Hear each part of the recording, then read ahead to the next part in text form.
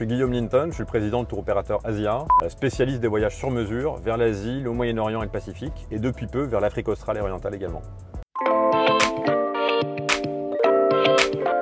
Alors c'est très simple, moi j'ai fait un premier parcours chez L'Oréal pendant 5 ans, notamment en Australie, et puis évidemment le goût de l'Australie, l'envie de repartir sur ces terres m'a très vite incité à partir chez Asia, où je me suis occupé de tout le marché pacifique dans un premier temps comme chef de produit.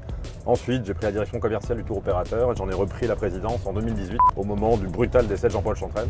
À un moment où on avait prévu de céder l'entreprise et du coup j'ai écrit les nouvelles pages de l'histoire d'Asia. La première raison, je vous le dis, c'est la rencontre.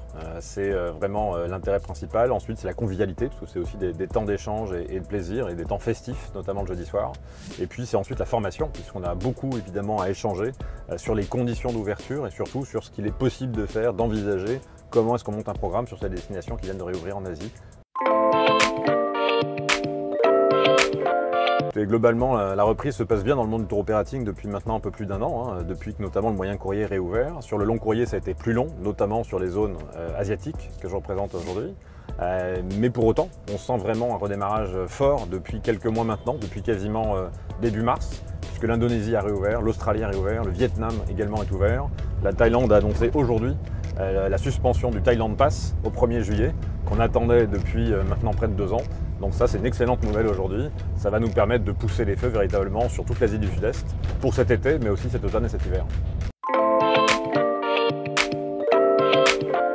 La première actualité d'Asia, c'est la réouverture de nos zones, je vous le disais. C'est surtout le fait de pouvoir proposer quasiment un terrain de jeu complet sur cet été, avec en tête l'Indonésie, Bali fait un carton. La Thaïlande aussi, je vous le disais, avec toute la partie golfe du Siam, Koh Samui notamment, qui va être une destination de prédilection pour les voyageurs français cet été. Et puis c'est très vite le Japon. Là aussi, on l'espère sur la rentrée septembre qu'on pourra faire partir nos voyageurs sur des destinations très attendues. Et puis c'est également le fait de lancer une nouvelle collection équatoriale sur l'Afrique australe et orientale, avec la Tanzanie en tête, mais également l'Afrique du Sud, le Kenya, l'île de la Réunion, des voyages en privatif, des voyages en circuit regroupés en petits groupes également, de l'intimiste. Donc c'est véritablement toute cette palette de destinations long courrier, Afrique australe, Asie, Pacifique, qu'on va pouvoir pousser véritablement pour cette rentrée.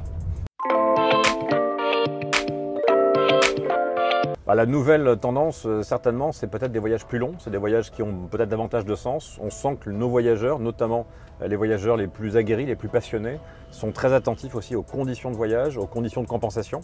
On va d'ailleurs nous prendre le pari, à partir de la rentrée, de compenser 100% des émissions de carbone de nos voyageurs circuits sur l'ensemble des circuits tentation. Donc c'est une décision forte, c'est une façon d'accompagner cette attente d'un voyage plus vertueux, plus respectueux, mais à un moment on est bien conscient aussi que toutes ces destinations, notamment en long courrier, en Asie du Sud-Est en particulier, ont un énorme besoin de devises étrangères et les touristes évidemment sont aussi un vecteur de paix, sont un vecteur de développement social et économique pour toutes ces destinations. Donc on est très heureux de pouvoir combiner à la fois des impératifs écologiques et évidemment un souci social sur le redémarrage du tourisme. Écoutez, un clin d'œil qu'a vécu la profession en 2020 quand l'ensemble des frontières se sont fermées. On a fait le choix de lancer la France, ce qui a fait sourire bon nombre de nos partenaires et de nos confrères. Et on était en même temps très heureux de pouvoir le faire. Ça a été une façon pour nous d'apporter une solution à nos voyageurs qui avaient des acomptes dans nos agences et qui souhaitaient pouvoir partir dès l'été 2020. Alors peut-être pas sur du moyen courrier à ce moment-là, évidemment pas du long courrier, mais au moins sur de la France et de pouvoir leur apporter cette qualité de service. On s'est dit qui peut le plus, peut le moins. On a trouvé des partenaires, on a eu une aide très consistante des CRT également en région. On a trouvé des solutions, des petits opérateurs locaux qui nous ont permis de proposer du voyage sur mesure, là aussi intimiste, pointu, sophistiqué, à une clientèle exigeante. La van life c'est fabuleux, on est en train de découvrir Paris, on est tout de suite là sur l'étoile, c'est génial. Moi j'adore ça parce que je l'ai expérimenté d'ailleurs en Australie où j'ai vécu pendant 3 ans et rien de mieux effectivement que de se balader en van sur les pistes du bush, de remonter de quasiment Adélaïde jusqu'à Darwin, sur l'intégralité du désert australien pour aller au travers du centre rouge et à la découverte des Billabong du Nord, c'est absolument génial. De la rencontre, de la fête et puis de la formation.